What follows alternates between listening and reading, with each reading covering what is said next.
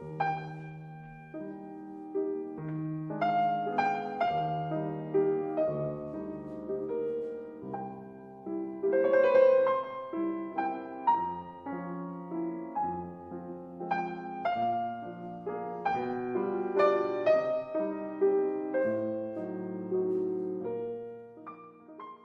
first memories from when I was a little girl, and I was all of about 4 or 5 years old, I remember being at the top of the stairs in our home in Starnberg, and the bombs were falling.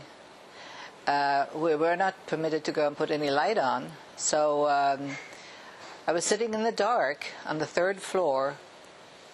My parents had already left with my younger brothers and sisters to go to the bomb shelter, and I was left to my own demise. I was told to go and get dressed. It was in the winter, it was cold, and by the time I got all my clothes on, they had already left to go to the bomb shelter, and I was left there, and they couldn't come back for me because, you know, you couldn't have lights on, you couldn't move, so I just sat there frozen, looking out and hearing the horror of bombs and seeing fire in the sky, and I was just petrified. When I grew up, everybody kept talking about the United States. That was the place of the future. You know, it was where it was all happening. And I remember because I was raised in Munich, and Munich was occupied by the American soldiers. And I remember the Americans were wonderful to us. They loved children. They kept giving us chocolates and chewing gum, and they were just so nice. And I thought, gee, I want to live where they live. And by that time now I was, you know, a teenager. I was like 17, 18 years old, and I thought, well, what could I do to come to the United States? I looked at the newspaper, and I found an ad, and it said, "Au pair girl needed." And it was some Americans that were looking for somebody to help with the children.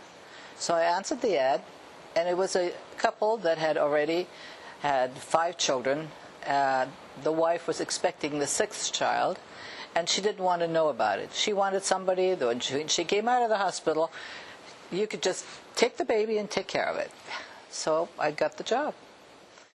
However, they were returning to the United States the following year, and they asked me if I'd like to come to the States. And you know, I had to promise that I would stay another year. And so the day came, and I left on the SS America on a cold November afternoon, and boarded the SS America, and it was like a 5-day trip to New York. And then I never forget arriving in New York at sunset. It was the most spectacular sight I'd ever seen. The Statue of Liberty, and the sky was red. It was amazing. And the ship was playing Auf Wiedersehen, which is a wonderful song. It's a German song that said goodbye. And for me, it was like, it was goodbye to my old life and hello to my new life in the United States. And so after 5 days, I arrived in California, and I was met by my sponsors.